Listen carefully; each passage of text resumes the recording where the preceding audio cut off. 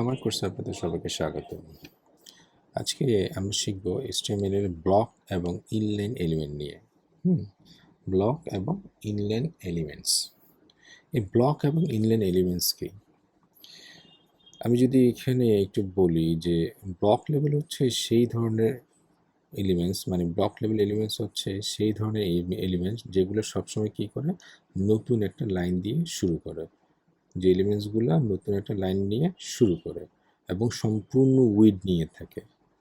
আর inline level element মানে হচ্ছে যারা কোনো নতুন লাইন নিয়ে শুরু করে না এবং তার যতটুকু জায়গা দরকার ততটুকু উইড নিয়ে সে থাকে। হ্যাঁ, তো আমি যদি কোডের মাধ্যমে বুঝাই তাহলে ব্যাপারটা আরও ক্লিয়ার হয়ে যাবে। তো আমি চলে যাব ভিএস কোডে, নতুন একটা ফাইল নিব, সেভ দেব, সেভ করব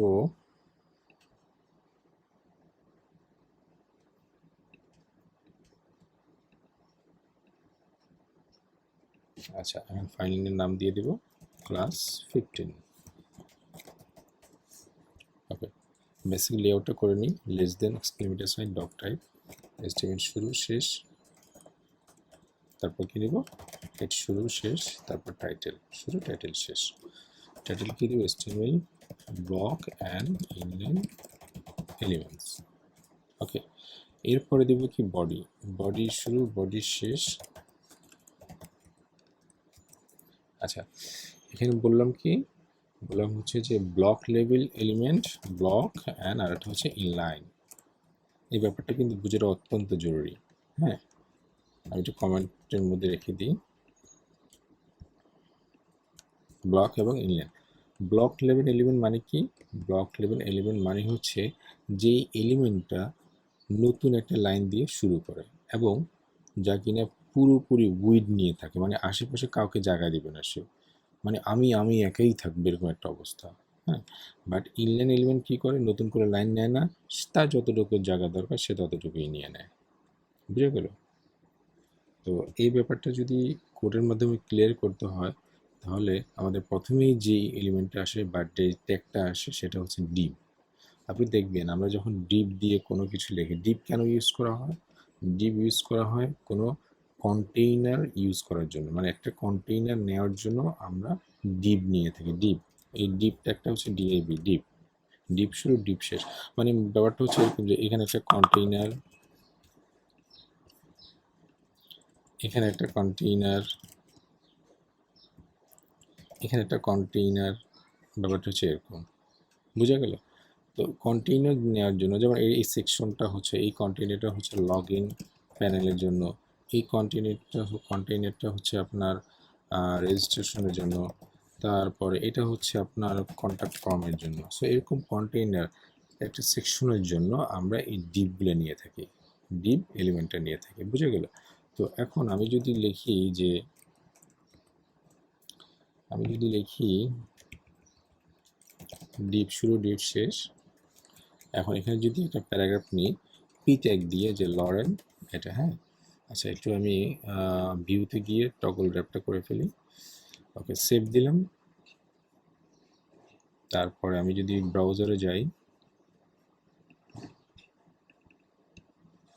ওকে একটু জুম করলাম, দেখবেন এই যে ডিবের ভিতরে আমি যে পি এলিমেন্টটা লিখলাম না সেটা কিন্তু নতুন লাইন দিয়ে শুরু হয়েছে এবং সম্পূর্ণ উইড নিয়ে নিয়েছে। এটা কীভাবে বুঝবো আসলে সম্পূর্ণ উইড নিয়েছে কি নেয় নাই, বা নতুন লাইন দিয়ে শুরু হয়েছে কি হয় নাই?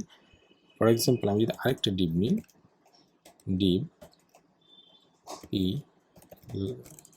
নিউ লাইন, তারপরে লরেন লিখলাম, লরেন 20 লিখলাম।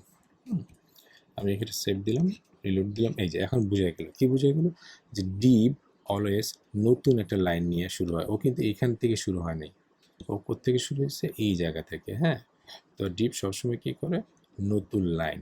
তার মানে ডিপ কি, ডিপ হচ্ছে একটা ব্লক লেভেল এলিমেন্টস। কি, ব্লক লেভেল। আচ্ছা, তাহলে ডিপ নতুন একটা লাইন দিয়ে শুরু করছে, তাই না? আমি যদি এখানে পি উঠাইও দিই তারপরেও কিন্তু সে কী করবে, নতুন লাইন দিয়ে শুরু করবে। এই দেখেন নতুন লাইন দিয়ে শুরু করছে। আবার আমি যদি পিটাকে রেখে দিই, ডিপটাকে উঠে ফেলি, আমি যদি রিলোড দিই তাহলে নতুন লাইন চলে আসছে। এর কারণটা কি? কারণ পিইউ, সরি আমি ভুল করছি, পি এটা হবে এর কারণটা কি? এর কারণ হচ্ছে পিইউ নিজে একটা ব্লক লেভেল এলিমেন্ট। তাহলে কি বোঝা গেল? ডিভ হচ্ছে ব্লক লেভেল এলিমেন্ট, পিইউ হচ্ছে একটা ব্লক লেভেল এলিমেন্ট। ক্লিয়ার? এটাই হচ্ছে ব্লক লেভেল এলিমেন্টের বৈশিষ্ট্য, যে আমি নতুন লাইন দিয়ে শুরু করবো এবং আমার যতটুকু উইড আছে আমি ততটুকু জায়গা নিয়ে থাকবো, আমার ডানে বামে আমি কাউকে আসতে দিব না। বুঝা গেল?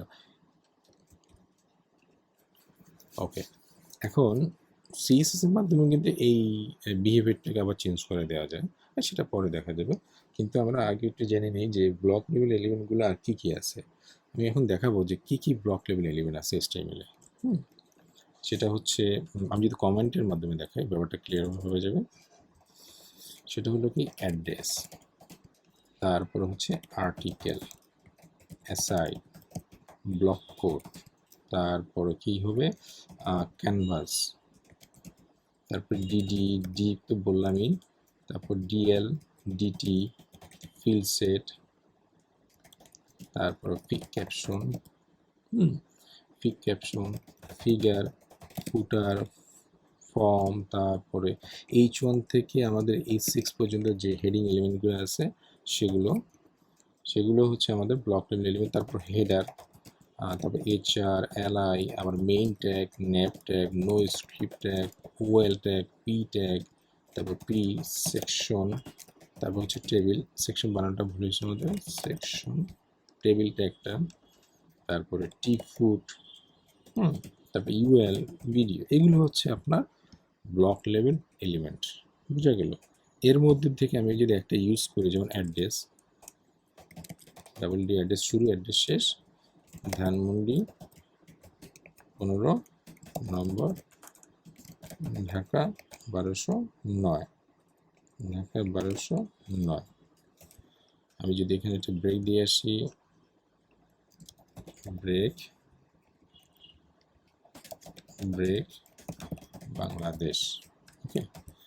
আমি যদি এটাকে রিলোড দিয়ে ব্রাউজারে রিলোড দিই, এই যে দেখছেন, এটাও কিন্তু একটা ব্লক লেভেল এলিমেন্ট। সে কিন্তু এখান থেকে শুরু হয় নাই, সে তার নতুন একটা লাইন দিয়ে শুরু হয়েছে। হ্যাঁ, তার মানে অ্যাড্রেসও একটা ব্লক লেভেল এলিমেন্ট। বোঝা গেল? কিন্তু আমি যদি এখানে স্প্যান দিই, hello there I am what, আমি যদি রিলোড দিই তাহলে কি হলো? Hello there I am what. এখানে স্প্যান কি? স্প্যান কি ব্লক লেভেল এলিমেন্ট? বলেন তো। না, স্প্যান ব্লক লেভেল এলিমেন্ট না। স্প্যান হচ্ছে কি ইনলাইন এলিমেন্টস। স্প্যান কি ইনলাইন, কিন্তু এখানে তো ইনলাইন হয় নাই, হবে। আমি ব্যাপারটা ক্লিয়ার করি তাহলে হয়ে যাবে। স্প্যান ইউজ করা হয় আপনার কি জন্য?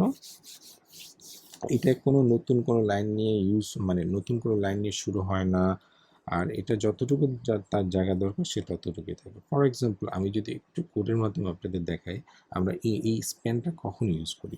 আমি এখানে লিখলাম একটা P, P lorem, lorem P লিখলাম, লরেম 20 লিখলাম।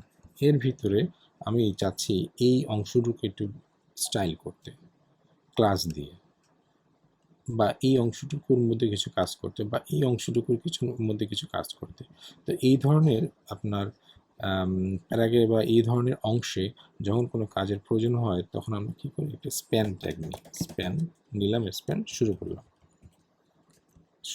মনে করেন এই পর্যন্ত নিলাম। এখন আমি বললাম যে স্প্যান হচ্ছে কি ইনলাইন লেভেল এলিমেন্ট, যে কিনা কোনো ফুল উইড নেয় না বা নতুন কোনো লাইন নিয়ে শুরু হয় না। এখন আমি যদি রিলোড দিই, দেখবেন এই দেখেন, এই যে লেখাটাকে যদি আমি কপি করি, পেস্ট করি, দেখছেন এই লেখাটা কিন্তু নতুন কোনো লাইন নিয়ে শুরু হয়নি। বুঝতে পারছেন? কারণ সে হচ্ছে inline level element, that's why সে নতুন কোনো লাইন নিয়ে শুরু হয়নি। বুঝে গেল? আর সে যতটুকু তার উইড দরকার সে ততটুকু নিয়েছে। এমন না যে ব্লক লেভেল এলিমেন্টের মতো ফুল আপনার উইড নিয়ে নেবে, তাই না?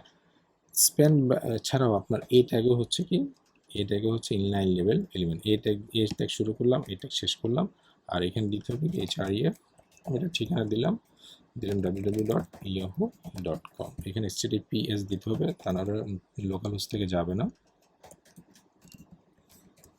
আমি যদি রিলোড দিই, এই দেখেন এটাকে হচ্ছে কি, এটাগুলো আপনার ইনলাইন লেভেল এলিমেন্ট। বাট এটাকে যদি আমরা অন্য কিছু দিয়ে দিই, ফর এক্সাম্পল কি বলা যায়, এটাকে যদি আমরা H1 দিয়ে দিই কি হবে তখন?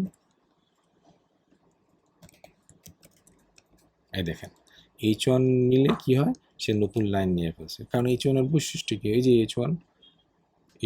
H1 মানে কি ব্লক লেভেল এলিমেন্ট, আর ব্লক লেভেল এলিমেন্ট মানে কি আমি আমার নতুন লাইন নিয়ে থাকব, আমি একটা নতুন লাইন নিয়ে থাকব, আমার যতটুকু জায়গা দরকার ততটুকু আমি না নিয়ে আমি ফুল উইড নিয়ে নিব, এই যে নিয়ে নিয়েছি ফুল উইড। বুঝে গেল? এটাই হচ্ছে ব্লক লেভেল এলিমেন্ট আর ইনলাইন লেভেল এলিমেন্টের মধ্যে পার্থক্য। সো আমরা এখানে এটা গেছিলাম, এটা একটাই রাখি, এটা এটা কি রাখলাম, ঠিক আছে। সো এখন আমরা যদি দেখি কি কি আছে বাকি, মানে HTML কি কি ইনলাইন লেভেল এলিমেন্ট আছে, সেগুলো যদি আমি লিখি, অনেকগুলোই আছে।